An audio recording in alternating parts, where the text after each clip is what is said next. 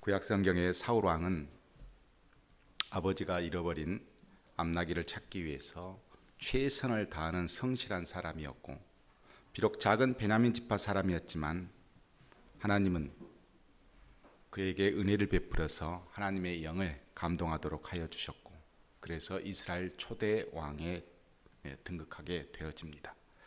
그런데 여러 가지 정치적 상황 또 사회적 환경을 극복하지 못하고 결국 하나님의 뜻대로 살지 못하고 하나님을 대적하다가 비참한 죽음을 맞이하게 됩니다. 그런가 하면 다윗도 어머니가 아버지 이새와 재혼하여 얻은 아들인지라 다른 형제들보다 상대적으로 사랑을 받지 못해서 무관심 속에서 청소년기를 보냈고, 그래서 외로운 삶을 살았던 것 같습니다. 그러나 그에게 여호와의 신앙이 있었고 젊은 날 믿음을 키워서 하나님의 영에 감동되어 이스라엘의 두 번째 왕이 됩니다. 다윗 역시 살인과 간음죄로 모든 사람에게 존경과 함께 실망을 주었던 왕이었지만 회개하며 하나님의 말씀을 쫓아 끝까지 하나님의 보호하심을 받는 왕이 됩니다. 이런 성경의 내용들을 다 정리해서 보면 사울은 하나님의 말씀을 끝까지 따르지 못했고, 다윗은 죄를 짓고 어리석은 행동을 하면서도 마지막까지 하나님의 말씀을 따랐습니다.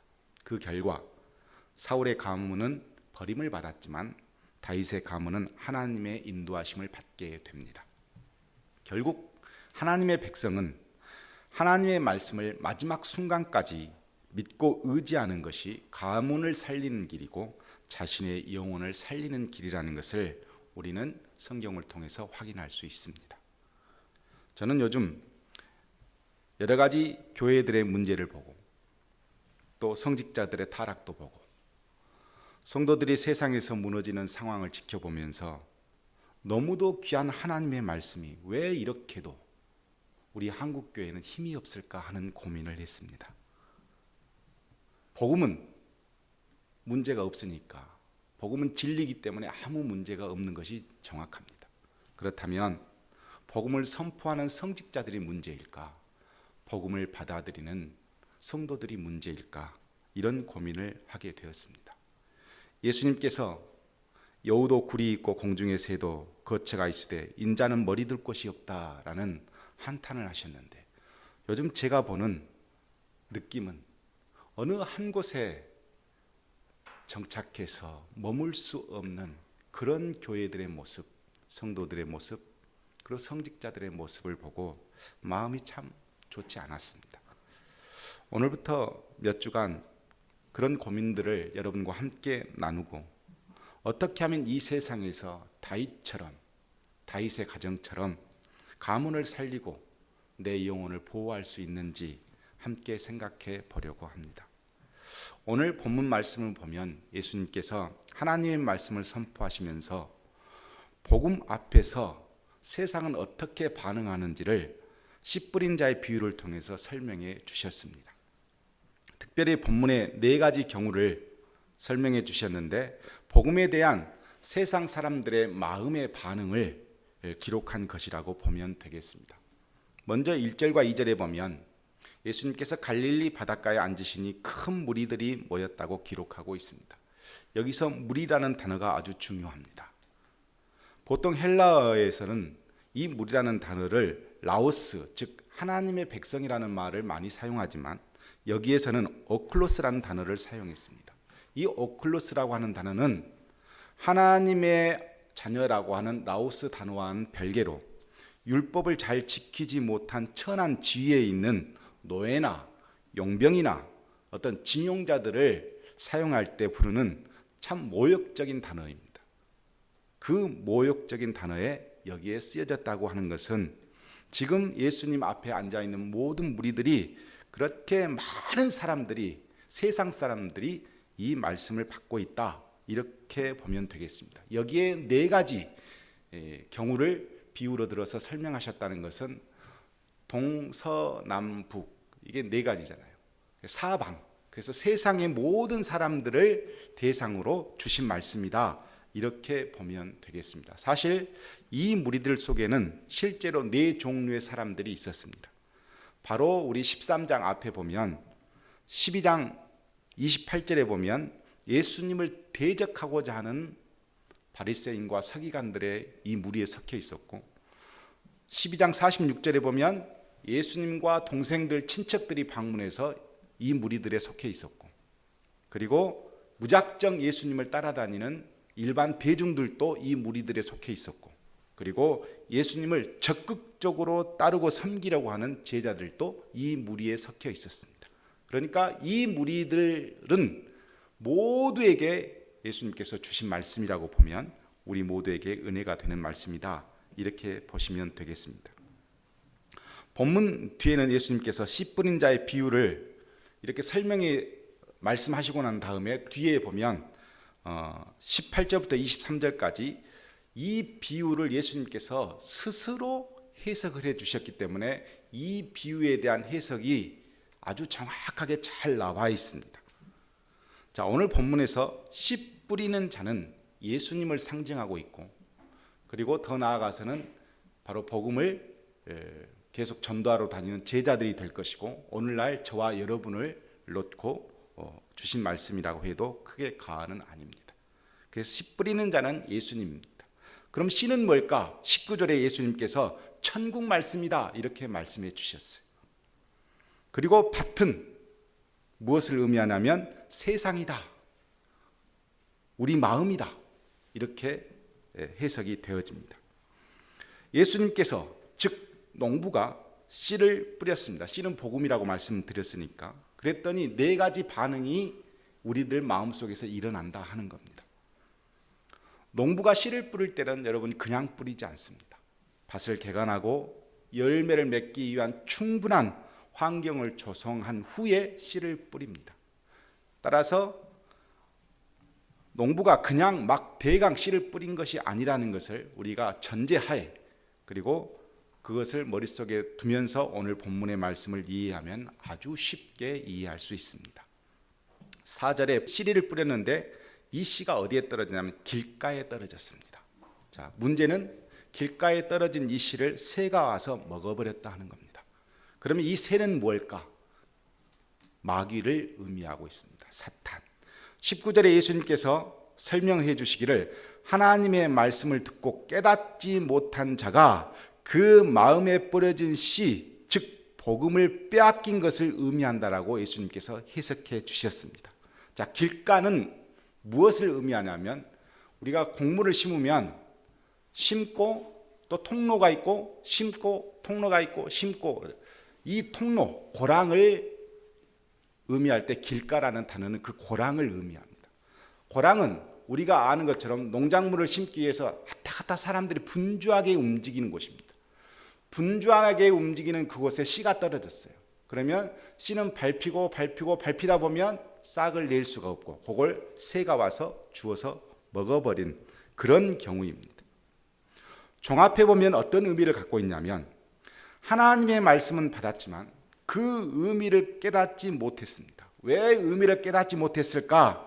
보면 사람들의 왕래가 많은 딱딱한 길에 이 씨가 떨어졌기 때문에 깨닫지 못하고, 그리고 결국은 열매를 맺지 못하는 경우가 된 것입니다. 이것은 복음은 받았지만 세상 사람들이 가지고 있는 학문적 가치나 경험에 비추어 하나님의 말씀을 진리로 사용하지 못한 결과와 같은 의미를 가지고 있습니다. 사람들이 분주하게 움직이는 곳이 어딘지 한번 살펴보세요. 시장통, 많은 사람들이 움직이는 곳, 절대적인 곳, 그것이 내 삶의 기준이 되었을 때 마음의 문은 굳게 닫히고 복음이 그곳에서 씨를 내리지 못한다는 겁니다. 분주하게 움직이는 세상 사람들의 길가는 마귀가 활동하기에 딱 좋은 장소가 되어서 복음의 결실을 거둘 수 없게 되는 겁니다. 그래서 그리스도인들은 세상 사람들이 분주하게 움직이는 곳에 자리를 피면 안 되는 겁니다. 세상 사람들이 총동원해서 학력을 막 쌓아서 올리고 경력을 부지런히 쌓아서 올리고 과거로 검증된 것을 막 받아들이고 그것에 너무 열중이다 보니 결국 내 마음의 복음을, 내게 심겨진 복음이 그것들로 인해서 방해를 받고 결국은 싹을 피우지 못하는 경우를 설명하는 것입니다. 우리 자녀들이 분주하게 움직이는, 세상 사람들이 최고의 가치를 두고 움직이는 그곳에 우리 자녀들을 맡겨서는 안 된다는 의미를 가지고 있습니다. 그곳은 마귀가 딱 활동하기 좋습니다. 그곳에는 복음이 자라날 수가 없어요. 밟히고 또 밟히니 어떻게 복음의 씨가 거기에서 자유롭게 자라날 수 있겠어요? 그럼에도 불구하고, 이것이 자명함에도 불구하고 세상 사람들이 몰려드는 곳에 자꾸 우리가 보내려고 한다는 것이 문제입니다. 말을 낳으면 제주도로 보내고 사람을 낳으면 서울로 보내고, 사람이 많죠. 경쟁이 심하죠. 분주히 움직이죠. 거기에 휘말리다 보면 그것이 가치가 되고 그것이 기술이 되고 그것이 삶의 모든 공급이 되어지는 순간 우리의 자녀들은 죽습니다. 그 씨는 자라날 수가 없습니다.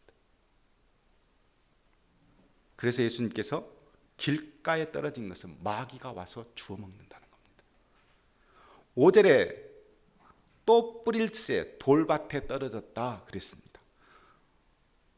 문제는 흙이 깊지 않으므로 싹이 나지만 해가 돋은 그 햇볕에 인해서 이 씨가 타 죽었다, 이렇게 설명이 되어 있고, 20절에 예수님께서 이것을 설명해 주실 때 말씀을 듣고 즉시 기쁨으로 받았지만 그 속에 뿌리가 없어 잠시 견디다가 해가 돋으면 신앙을 포기해 버리는 경우라고 말씀해 주셨습니다.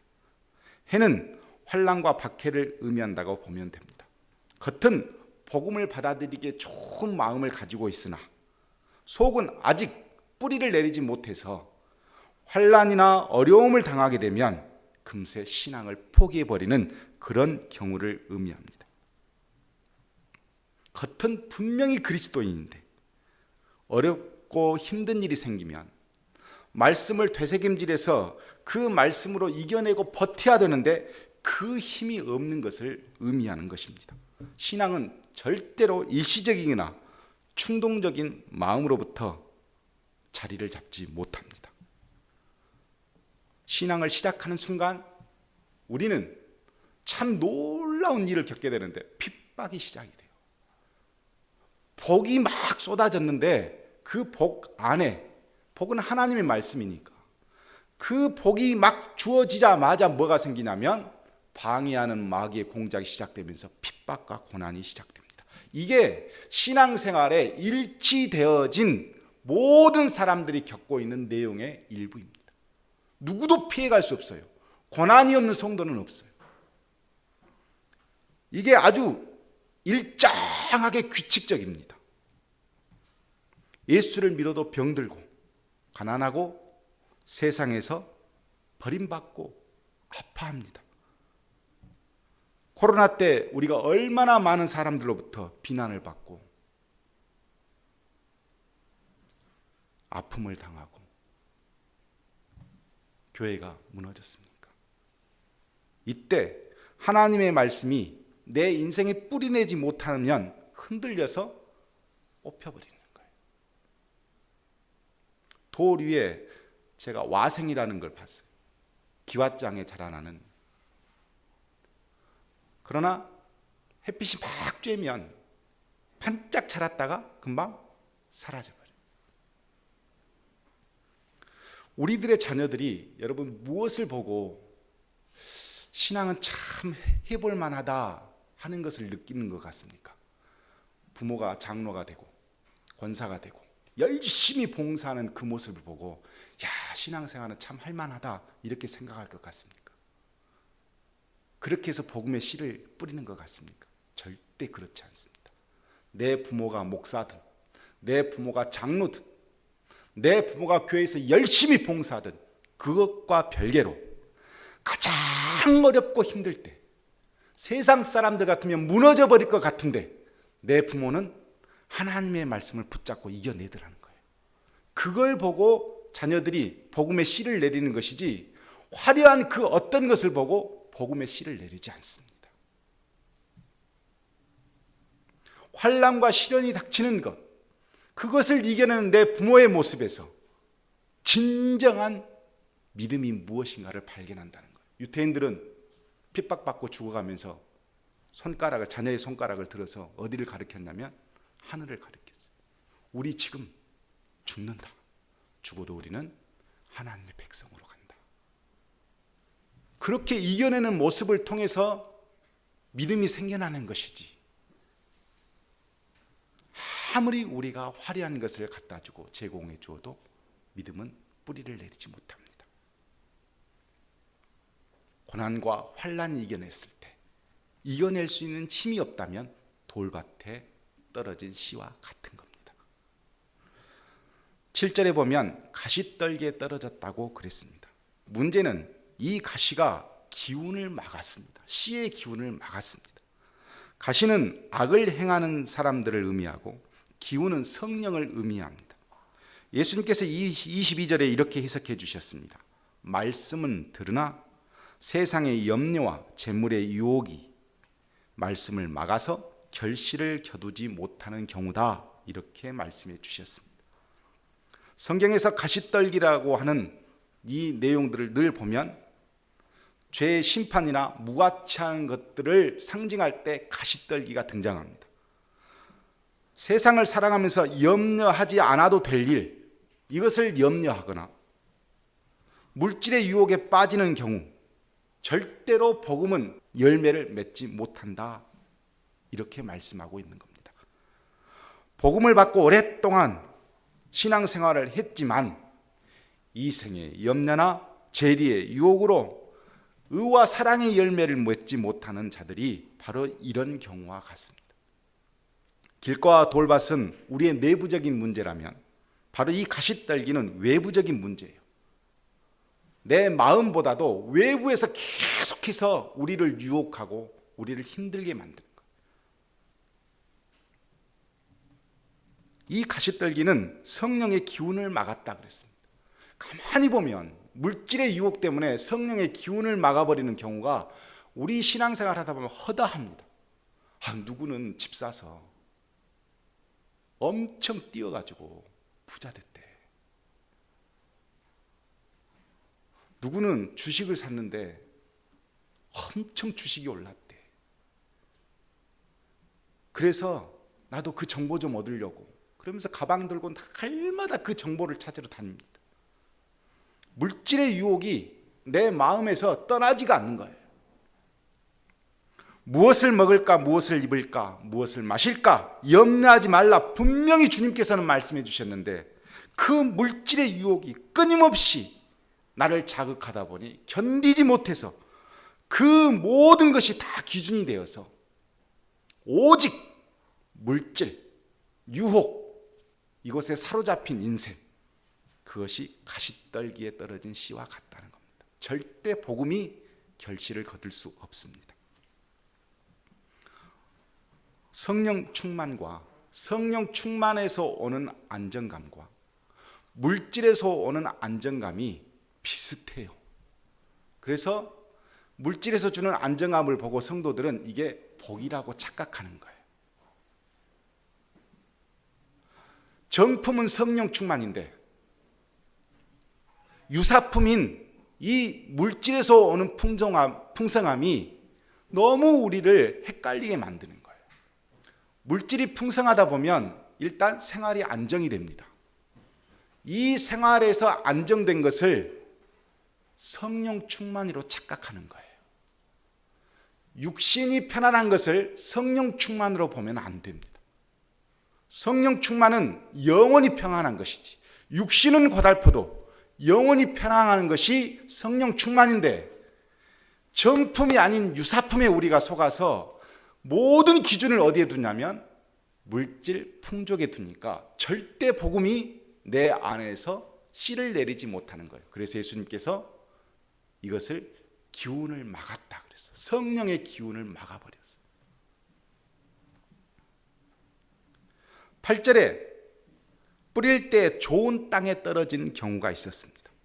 보통 수확은 이스라엘 그 농경사회에서 수확은 7배에서 8배 정도의 소득을 거두는 거라고 그렇게 이야기합니다. 그런데 오늘 성경에 100배, 60배, 30배 영적인 성장 결실을 거두었다 이렇게 예수님께서 말씀해 주셨어요.